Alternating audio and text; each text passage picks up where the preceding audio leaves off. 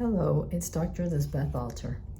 So it was so exciting when a few months ago, red dye 40 was finally taken out of the food production. So are you familiar with red dye 40?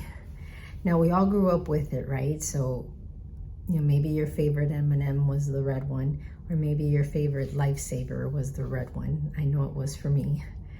So, and not to forget Fruit Loops, of course.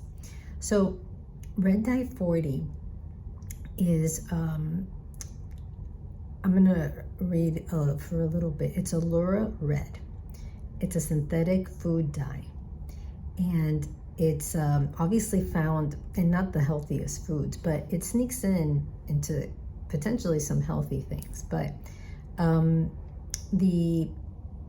even if you only ate red dye 40 foods occasionally, the insult is still there, and it could quickly add up if you start,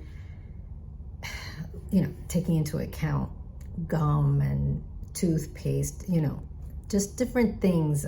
Toothpaste isn't commonly red, but there is, certain products that without realizing will have this dye in it. So it's a good thing that now it's not so much in the food supply. I'm not for things being pulled out of our food supply. I think the consumer should be educated and have a choice. So I think in Europe they have a section for American things. So there they list, red dye 40 and all the other wonderful chemicals we have that can cause disease. So I think if you have a choice, let's say you like your Fruit Loops nice and bright, then fine. But as long as you know that can eventually cause cancer for you and your family. But this was a very interesting shift in our food production. So it was a very positive thing. Now,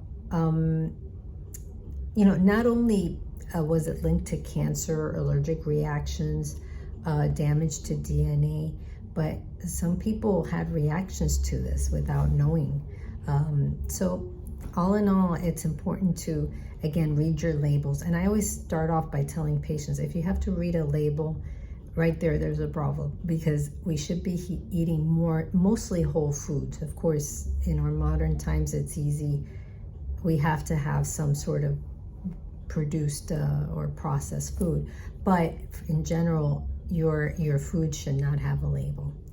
Well, thanks for listening and have a healthy day.